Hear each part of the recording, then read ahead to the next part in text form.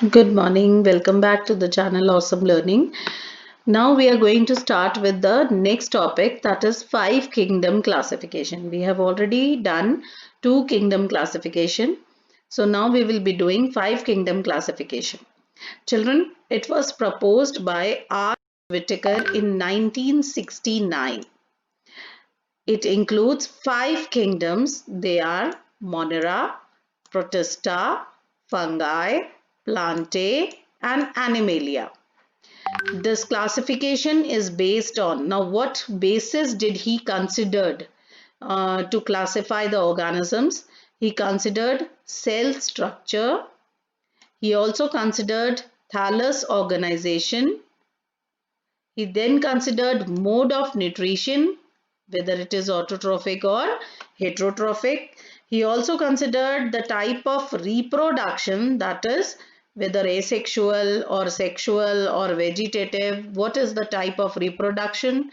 And he also considered phylogenetic relationships, that is, how these organisms are related, passed in the ancestry with each other. So these were the points or the basis on which the five kingdom classification was done by R. H. Whittaker. So let's see here, children. All this table is very easy and very, I must say that it will be a great benefit for all of you, because table actually has all the points which we have to consider while classifying five kingdom system. So first one is cell type. Now whether the cell is eukaryotic or prokaryotic. So children, remember that all the prokaryotes are under the category called Monera, right? So all the prokaryotes are kept under one category, that is Monera. Other than Monera, all the other categories are eukaryotes, as you see. Fungi, Plantae, Animalia, Protista, all of them are eukaryotes. So this is quite easy, that only one group or one kingdom contains all the prokaryotes, right? Then we come to cell wall. Now children, here in Monera, the cell wall is cellulosic, polysaccharide plus amino acid. Non-cellulosic means that the cell wall is either made up of polysaccharides along with few amino acids. But in Protista, it is present in some and absent in others. Eukaryote fungi, as I earlier told you, that fungi have cell wall made up of chitin and polysaccharides. Then in Plantae, the cell wall is made up of cellulose. And in animals, we all know that cell wall is absent. Okay. Then we come to nuclear membrane. So as we know, prokaryotes, all the prokaryotes, they do not have well-defined nucleus. Now, why do they don't have well-defined nucleus? Because their nuclear membrane is absent. And because of the absence of nuclear membrane, all the contents of the nucleus are scattered in the cytoplasm.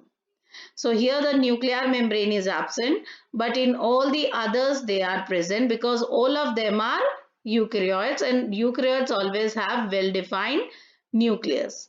I must also add one more thing here, that I should write it for you. Where is the text box? Okay. That I want you all to write it here, that the nuclear membrane is absent in prokaryotes, and because of that we call the nucleus of prokaryotes as nucleoid. Oh, sorry, I should have written it like this. Give me 1 minute.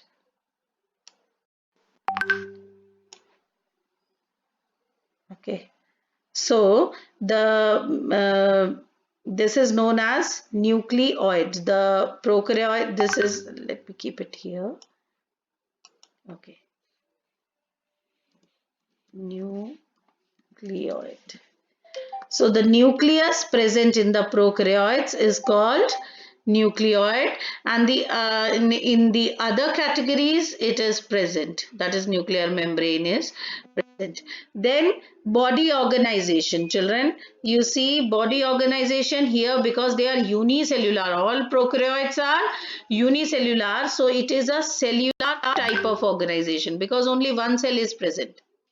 Okay, now we come to Protista, the category Protista. Children, remember one thing, Protista is only the category where all the cells are eukaryotic, but along with eukaryotic, they are unicellular.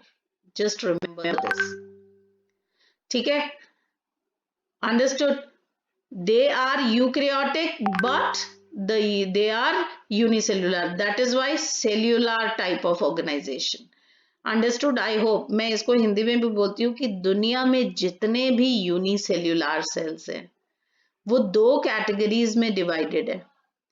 First category में जो unicellular हैं they are prokaryotic. All the prokaryotic plus unicellular comes under Monera, and all the eukaryotic and unicellular comes under the category Protista.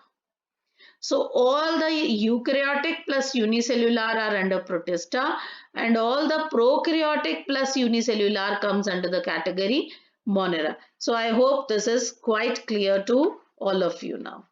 I will not make it quite dirty. Okay. Okay.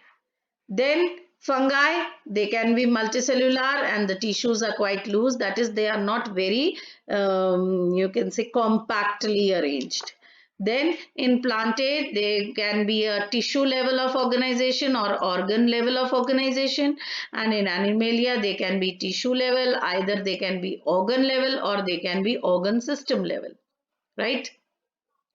Then we come to mode of nutrition, that is either they will take they are autotrophic or they are heterotrophic.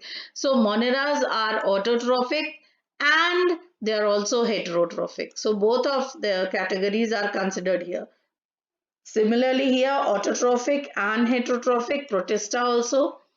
Here in fungi, they are only heterotrophic, and that too either they can be saprophytic or parasitic. Now you know what is saprophytic. Those who survive on dead and decaying organic matter, those are called saprophytic, and those who live on the living host, they are called parasitic.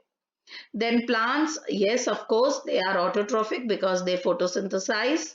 And animals, of course, they are heterotrophic. Now, they can be holozoic. That is the mode of nutrition that we have. We humans are holozoic, okay? Or they can be saprophytic.